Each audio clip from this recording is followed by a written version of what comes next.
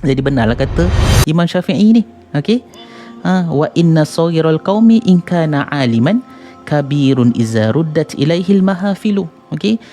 Sekalipun seseorang itu badannya kecil, nampak kecil je macam Ustaz Mat tu kan, tetapi disebabkan dia seorang yang alim, okey, kabirun iza ruddat ilaihil mahafilu, nampak besar.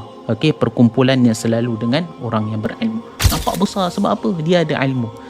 Jadi betapa beruntungnya kalau seseorang tu berilmu, kan?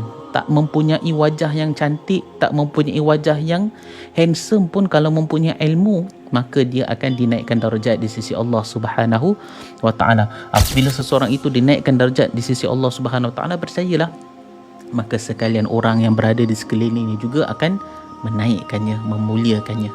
Orang yang berilmu ni dia tak minta pun dia dimuliakan. Tetapi hakikat dunia itu